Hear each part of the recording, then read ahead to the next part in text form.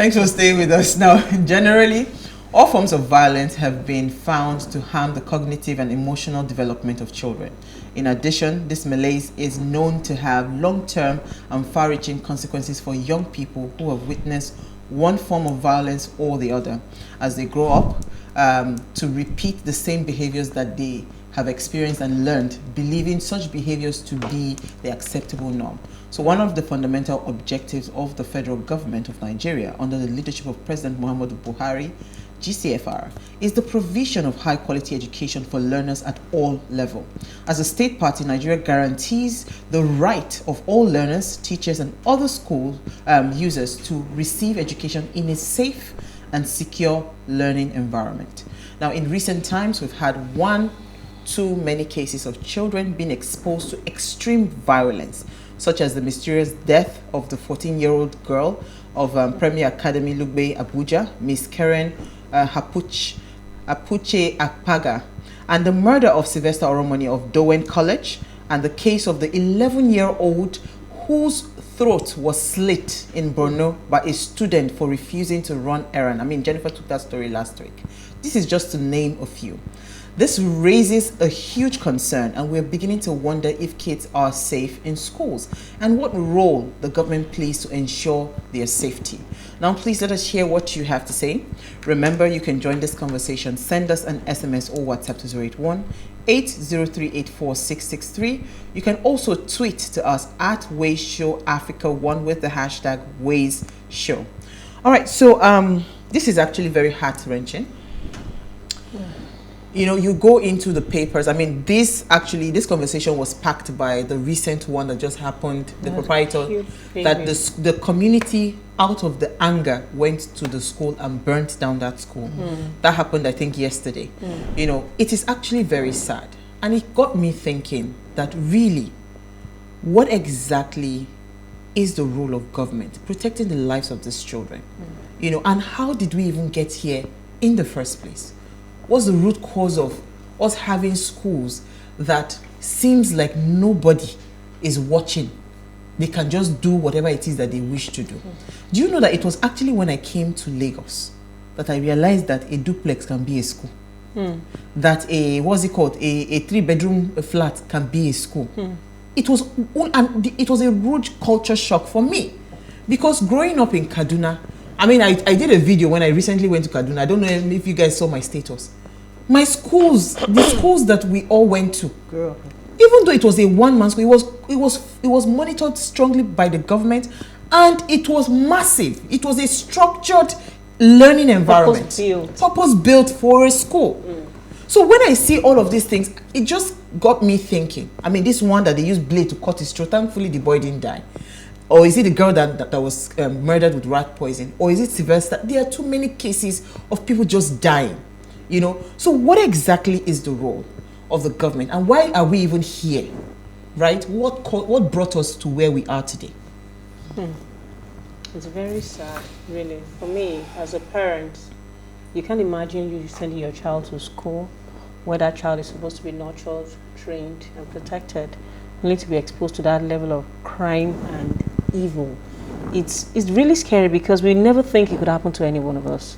And many of these parents that this kind of thing happened to their kids could not have in their wildest imagination imagined that their child will fall prey of such evil things. So it really touches beyond just a conversation piece, that are we really safe in this country? Like, are children really safe? I mean, school should be a place where you can send your kids to. We used to feel it's safer to send them to school than leaving them with nannies or domestic helps.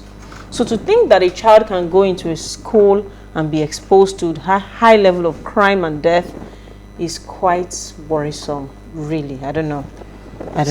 Okay. So I think for me, I like to set context that when we ask the question about government protecting children in schools, I ask first of all whether the government is able to protect you or I. Not the students. As citizens. Because the ecosystem that is the school is even ring-fenced.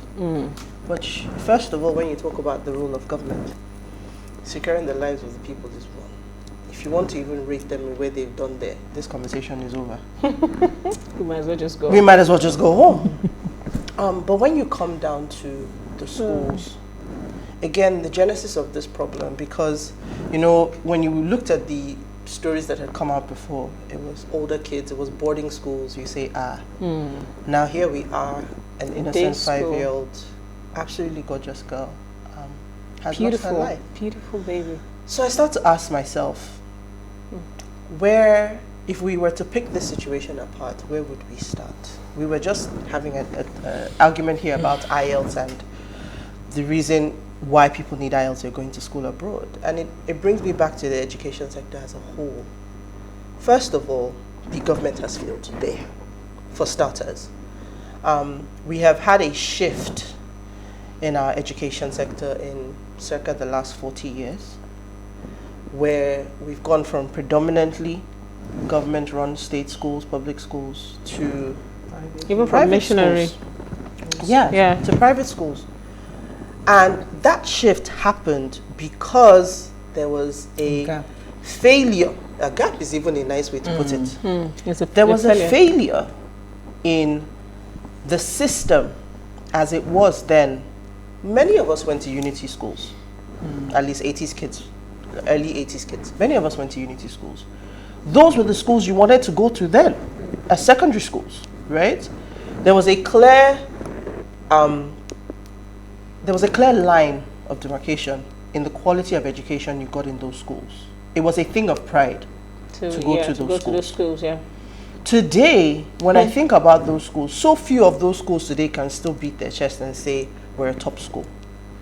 So the parents seeing that, the gap in that quality of education that was being provided, opened up a market. And of course, people jumped at it. Exactly, it's pushed supply and demand.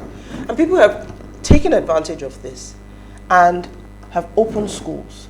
Now, even when those schools first started, there was a standard. They were still purpose-built. They were still well-run. There was still some regulation. Exactly. And control. So where did we drop the ball? No, so the point now is, as that process and that industry gathered steam, you know, it's like as you scale up, it becomes more difficult to control, to manage.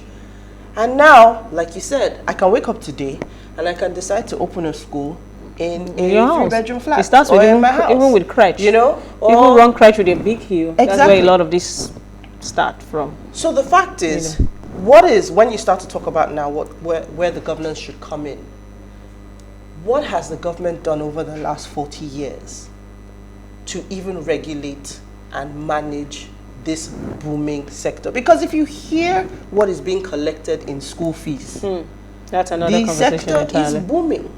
Just like, you know, so the reality of it is, what has the government done? And I know that in certain areas where there's visibility, but what is being done state to state to say that these schools are being regulated? Because before you even get down to how to protect the children, the school itself, is the facility suitable? Is the quality of people, the curriculum, is the curriculum vetted? Even if you say this, yeah, exactly. Which curriculum are you following? All of these things are even the basics. Before you come down to security of the children, where you now talk about the shared responsibility between the government, the school, the parents. Yes. So it is, when you look at that funnel, there are so many gaps in the system before you even get down to, is my child safe in leaving my house today and coming to the school? Okay, so I like where you're going with the conversation, because I had written down a few points and I would like to come to Noma. The Ministry of Education, do they have complete census on the number of schools that we have across Nigeria? Is there a register that says all the schools are registered under the Ministry of Education, that it's legal? That's number one. Number two, most of these schools, what is the recruitment process of the so-called teachers that they hand these children in their care? Are they registered? You understand? You know the way you have abroad sex offenders registers or all these offenders registers if they've ever committed a crime? Because I believe that even in school, whatever it is that has been reported against any teacher or any school, any proprietor or anything, there should be a global registry that everything will be. So when you as a parent, you're searching to even take your school, like take for instance now, this Dowen College, the Ministry of Education should have a publication to say this incident occurred in this school, or even with you understand, so that when you as a parent you want to start searching for schools, you would even know that there's something I can go and check to do my fact check and all of due diligence before even taking my child to the school. So tell me, what do you think the role of, because are they even doing anything at all? Is the government actually working when it comes to, you know, putting an eye on what goes on in private schools? Well, I did the background check just to read a little bit. I saw 155-page booklets that had sorry, everything, policies about children and all of that. But I just glossed through a particular aspect of it where it said best interests of the child. So policies in the best interests of the child. And it said this is a principle based on a child's rights, which derives from Article 3 of the United Nations Convention on the Rights of the Child, which provides that in all actions concerning children, the best interests of the children shall be a primary consideration. In essence, all actions taken to safeguard learners in school must be in their best interests. On the whole, schools are expected to provide strategies, action plans, and protocol that can further ensure the safety and security of lives and properties within the school environment. So there's a part for schools to play, and there's a part for the government to play. And of course, there's a lot of this. There's policies that are there. They're written down. The question is, are they followed through? Because it's one thing to have all these things, and it still brings me down to the culture. You said, how did we get to where we have found ourselves? It's because our focus has shifted. Uti, I'll piggyback from where Uti stopped, when she said we went to unity schools. At the time where we were growing up, it was either the military schools, the unity schools, the missionary schools, because that was the focus. And at the time, it was to unite Nigeria. So when you went to school, I went to a federal school, you knew people by their names, full names, like I was known then as Norma Merrill, for example, and we still remember people's names based on that. I'm in my school WhatsApp group, and we're over 250 something women, and we still remember our names as at then, even though a majority are married and they have their families. So there was a sense of purpose to what they did. However, the problem was created, and then private schools, hence the birth of private schools, where the focus started shifting from quality education, because at the time, missionary schools, unity schools were the best schools to go to. That was where the focus was. That was where everybody was being pushed to. And you could even go to start working with school cert at the time. That was why it became a you didn't have to go to university. Politics. But over time, it has been watered down because the focus has shifted from education to other things. More often than not, we hear more about politics now, when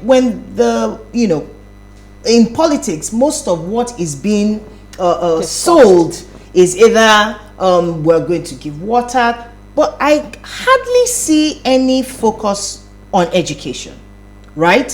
So that focus that has shifted gave birth to private schools, because there was also obviously a gap where the schools were no longer performing as it used to be. The standards and that was when the private schools came up, but at a premium rate. However, over time now, it has also become very lucrative for people to have schools, hence having bungalows or a duplex and calling it an international school, for example.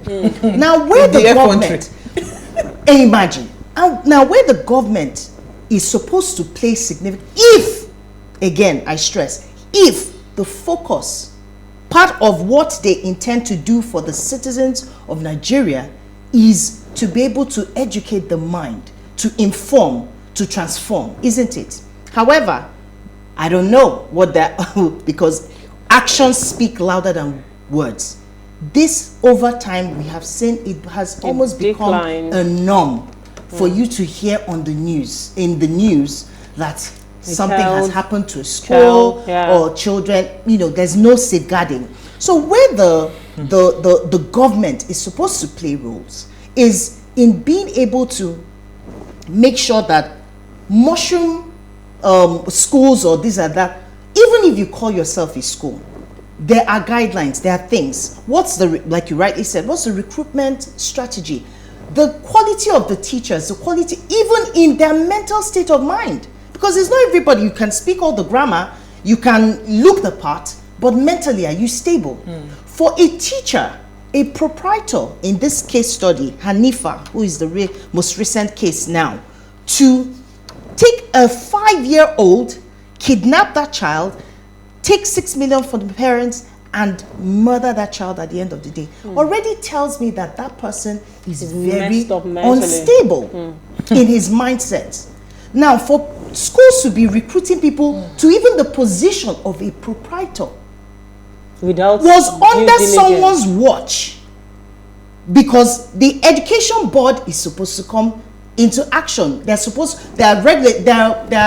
are exercises that they carry out from time to time to go and check. They're supposed to check these things. If money transpires, somebody looks the other way, that's the end of the day. And here we are today with schools where children cannot have quality education, and not only that, are even at risk of losing their lives. So it's a major situation. You know what? So we'll take a break now because we need to open our phone lines early. Then we have a special someone joining us later. Stay with us. We'll be right back.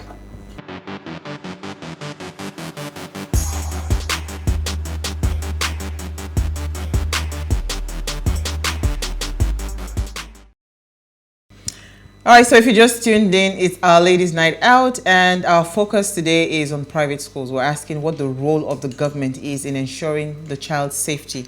Now, please let us share what you have to say. Remember, you can join the conversation, send us an SMS or WhatsApp to 081-803-84663. You can also tweet to us at PlusTvAfrica1 with the hashtag WaveShow.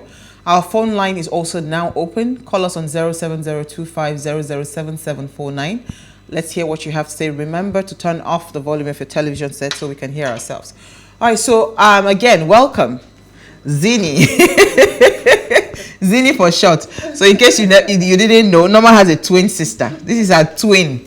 How are you, Zini? First of all, how is the US? Well, we're thriving in the midst of COVID, because we have it really bad.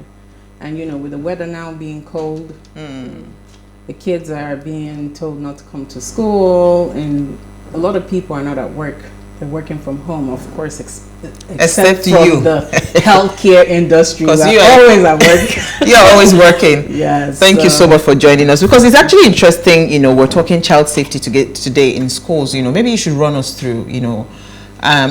Again, because I know in the US it's commonplace for somebody to just walk into the school with gun. I won't even was past. They just kill as many people as possible. The person just feels like, and the person goes into a school, picks up a gun and shoots as many as he can. All of that. So what is the laws, or what are the laws in place for child safety? Like common laws that you see that that we can avoid. And first of all, what do you think about the recent happenings around private schools in Nigeria? So I'm not really familiar with the laws, but from just having kids that are school agers, there are laws for them, in terms of picking them up. You have a bus trail that comes to pick them up. They have just different things that they do to just check. Okay, in the school system, there's a metal detector for metals or guns or anything like that, to avoid threats to the rest of the school. I wouldn't say much about that here. In fact, hold on, let me take a call, because people's school is complicated. They get metal detector. We never even guess. Let me take the situation that warrants. Thank you for calling us. Is this the same KL? The one and only. Thank you for calling. Good evening. How is everyone? Thank you so much for calling. It's great to speak on ways. So I love the topic, and I think the major problem with issues in Nigeria as regards child safety would border on the fact that we have laws already existing, but the problem is that they are not implemented. And I think why they are not implemented is because even us as a citizenry do not know they exist. So at that point, we normally would say maybe a commissioner of state or education is responsible, but we need to understand that these are appointed executives. They have no jurisdiction. So the basis would be, or the onus will fall on the Lagos State House of Assembly to ensure that these laws are implemented and perfected properly. Thank you. Thank you so much. Actually, what he said is like true. Like what the regulatory bodies holding these people accountable for what they're doing. Like how is that monitored? How is that, like, what are the criteria for people to be proprietors? And I already said it, because for me, I think the biggest problem for me, Uti, you know that, first of all, people that teach in this school are people that did not get bank jobs, they didn't get oil and gas jobs. Yes. And again, let us even piggy it back. People that go to study education in school are the people that did not make it the cutoff for regular universities, so they go into colleges of education, they study education. Then even the ones that make it to university, for instance, I studied physics. Somebody studied physics education. Why? Because physics education is a lower cutoff mark compared to people that study the main course. So everything that is linked to education, we've always accepted substandard measures as the norm, as the requirement. Yeah. So if we now start to see this on a larger scale, where private schools are doing all the, okay, look at, for instance, pharmacy. It was when Dora Akunyili came that she ensured that for you to open even one pharmacy, you must have a pharmacist on ground. Before, it was just regular people just selling drugs. Chemists, now chemists that they call them.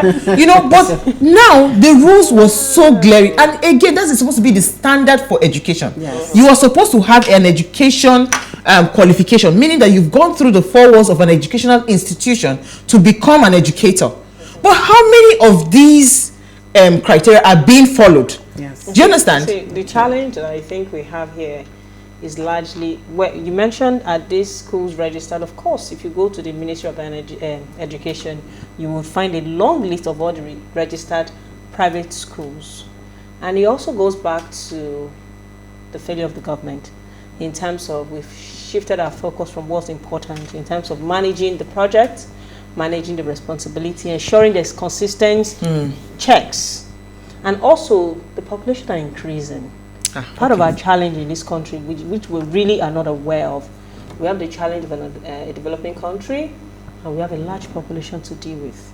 At the time we were in school, but we've been begging them. You can't give that an excuse. You know what? Let me take youngest woman. I'll come back to you on that population. Are you there? Thank you for calling. Good evening. Hi. Yeah, nice topic there. Thank you. But I think for me, my own perspective of this whole challenge about that child that was, how would I even say, killed or murdered or whatever, but all I know is bad. It's all about people going into a certain business unqualified. You see, some of the school professors, they run everything on their own, so they don't even know how to manage systems. Because I followed through the story, and when the man was confessing, he said something that tripped me. He said that what really pushed him to stuff like this was he's owing a lot. The landlord is on his case. He's not been able to pay his staff. A lot of stories. However, that does not justify what he did. But I now see it like some schools don't even have that how do I call it, the protocol of management. You see, the professor is the cashier, is the alignment manager, is the accountant, the professor for that matter. So in systems like this, when we're not even educated on how to run business, because immediately you start, when you call this a school, you're a professor, it's a business. You need to get somebody that will educate you on how to do these things, and what's your income and expenditure. And on the long run, so that you don't be able to fall into that temptation of owing the landlord, blah, blah, blah, blah, other things. Thank you. I like, from that perspective. Thank you. I like what... Whatever he did is an evil act. But for me, I see that people usually jump into business because that is the business that is involved. Yes, and again, education is actually quite lucrative. All you need to do is just tell people that you can teach, and we don't do our checks, we will just stupidly bring our children to you. I like what the youngest old man said, because I know, okay, all the schools that I've taken my kids to, the only one I think that didn't have proper boards were probably their younger age, from primary all the way to where they are now. There's a director's board where, you know, you don't just sit down as a one-man. I mean, I remember my sister at one point was always complaining about a particular school. I said it's because it's a one-man business. Because you see, for instance, a uniform that would cost me, or the same uniform, you know, we go to buy uniform from the big uniform brand. The uniform that will cost me, my school will bill me shirt for 3,500, shorts for I think 4,000 or 4,500 as at then. The same uniform, the same brand. You know the brand I'm talking about, the same exact brand. My sister will buy that shirt for 16,000. She will buy shorts for maybe like maybe another 18,000. She buys a pair for 30-something thousand. For the same thing that I would buy less than 10,000 naira. Do you understand? Because there's nobody holding this, no regulation. But if you have proper schools, and that is where I'm still coming back. That why is the government not doing? Yes, you people have failed woefully, like everybody has clearly said. They have failed in that point where they do not they have not provided better alternatives for parents to take their children to. But the way you would send me to CAC, that before I register any company, I must have a board of director. Is it the same standard? And again, who monitors and who checks? Because I know with a particular school my children went to, Role Model is very close to Alausa. There is nothing that you want to ask for in terms of standard procedure that school does not have. You know why? First of all, Samadeyemi doesn't like wahala, and he doesn't want to give bribe. So because he does not want to do all of that, they put every single thing. I know how much the school spent when the initial lockdown and when they said they were going to reopen schools, and you must meet those criteria. The school restructured the entire to be COVID compliant. Yes. So how many schools are doing that? So that's where I come back to what I was trying to say. Now, if you have a regulatory body that nobody accepts to be regulated by, do you remember the last midterm where Lagos State demanded that schools close at the same for time 1 week, and the schools went, we've heard, and they moved on. Remember a few weeks ago we took the story resumption. Yeah, we said so clearly. As a regulatory body, first of all, nobody's interested in what you have to say. That means you've even failed at doing your job. You know, there's the point of, I'm coming here, I'm doing my job, I'm shutting schools down, but you can't even get your schools to harmonize on a calendar. Now, if the stakeholders that are engaged in this process at that time, what's the feedback? They're not thinking, they're not talking to us, they're not engaging us. You want us to harmonize the calendar. Who have you spoken to say, this is what we're trying to do, this is what we're trying to achieve? Where are you in the process? What are you doing in your school? What will it take for you to achieve this? Yeah. We haven't done. Do we have a call? Yeah. Let me quickly, sorry, he's been holding for a while. Sorry, Peter, thank you for calling. Yeah, good evening. We apologize for keeping you. Thank you for calling. Yeah, good evening. Good evening. Go ahead. Can you guys hear me? Yes, we can. Go ahead, please. Have you guys wondered that the 6334 system started in 1983? 39 years ago. After the Shagari government, Buhari government, 83-85, then Babangida came on board. My humble self, I was a product of a unity school. I passed a gifted children program by Jubril Aminu. How many schools in Nigeria or private schools currently in 2022 is still practicing the 6334 education? I'm guilty. 4 of you there on that table, we all have our children in private schools. The private schools, they will take the children to the public school to do primary 6 exam or secondary school exam. We all guilty in the fact that now the trend is from 16 to 21, the boy has graduated or the girl has graduated. The fintech generation. There's a problem in this country. We have lost our way. We should all go home tonight and sleep that the 6-3-3-4 system is this still being practiced in Nigeria? That's the question I want you to do your research for. Thank you so much. Now, let me deviate a little bit. Nigeria is on the brink of a change. West Africa, for the last 3 or 6 or 8 months, there has been change in the 3 West African countries. Education, healthcare, rights of human beings. To even know why you are a citizen is under threat. We don't even know where we are. Thank you very much. God bless you guys. Thank you. So where do we move from here now? Because the question the question is, So I think that he made mention about the 6-3-3-4 system. I do not think that's the only thing responsible. What I hear him try to bring about is how quickly our children pass through school, and that's a different conversation from the safety of kids in school. We're looking at the safety of kids in school. We're talking about the regulations put in place. We're talking about the policies not being implemented. It's a different kettle of fish from what type of system we're regulating or we're running. If the quality of kids that are graduating is unemployable is another conversation. That's why we can revisit the education system. It's a different kind. For me though, I think we're looking at how did we get to a point where a school that's supposed to be a safe haven for kids is now a place where... Okay, so let me come to Zini. I want to ask her a question. For government schools and private schools in the US, first of all, are your children going to a private school or are they going to go? They're actually going to a public school. Okay. The reason I'm asking this, because I know that, yes, there are violence, gun violence, knife violence, and all of that they experience in some of those public schools. But yet, why do you still choose to put your children in a government school as opposed to the private school? Well, my children are going to a public school as opposed to the government school because of just work and life balance, and also the location.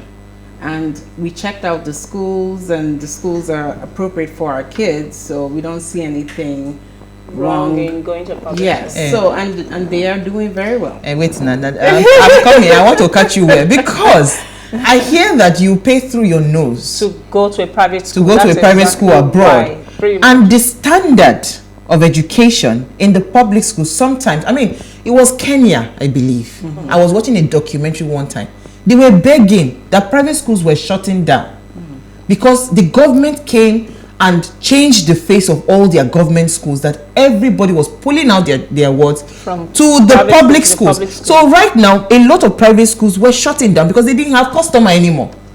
Do you understand? So it's pretty much about the fact that the government schools are upgraded, they are functional, they are standardized. That's why. So the reason I was asking, in just public schools, and I'll come back to you, Uti, don't you guys still have violent cases and all of that? You still do, but you still choose to go to those kind of schools because the quality of what you're getting in terms of education, you know, you can almost match it, or if not better than the private schools. Am I correct? This is correct, because you can actually focus on the fact that what are your children going there for? Education. Are they getting it? Yes.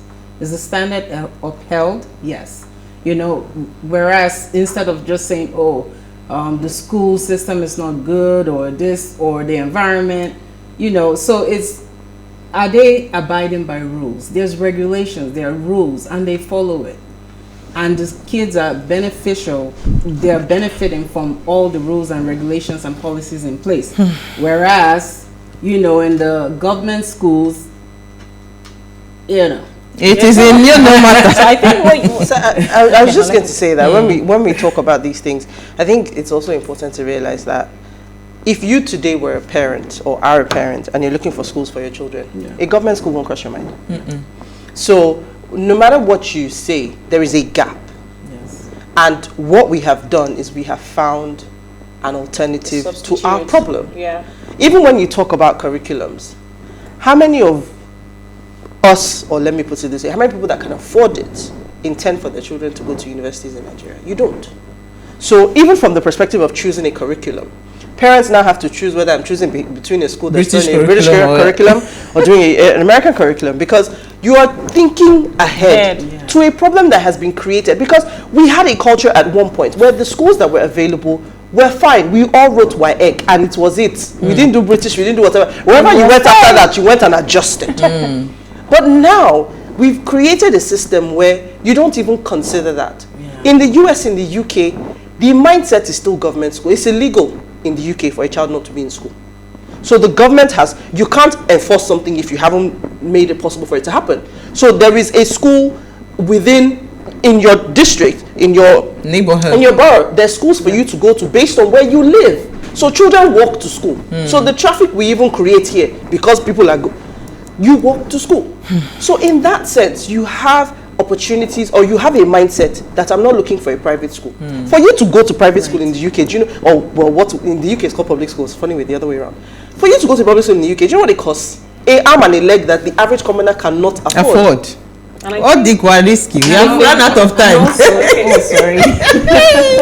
I think we'll bring the topic back again, but this thing we are not done with you guys. You should bring a guest to speak to us from either a ministry or from an agency. Absolutely. On that note, before we go, parents, it's down to parents. Don't wait for the government. Before we go, decisions that's best for your kid. Ensure you follow us on Instagram and on Twitter at @WayShowAfrica and at @WayShowAfrica1. You can interact with us further, drop a comment, and more importantly, follow all our conversations on social media. This conversation will continue, definitely. If you missed today's quote, here it is again. It's very short and simple. A student who is concerned for personal safety cannot learn. So when you're putting your child in a school and the child feels unsafe, learning has not occurred. We'll see you guys tomorrow at 8 p.m. as we bring another great conversation to your screen. Enjoy.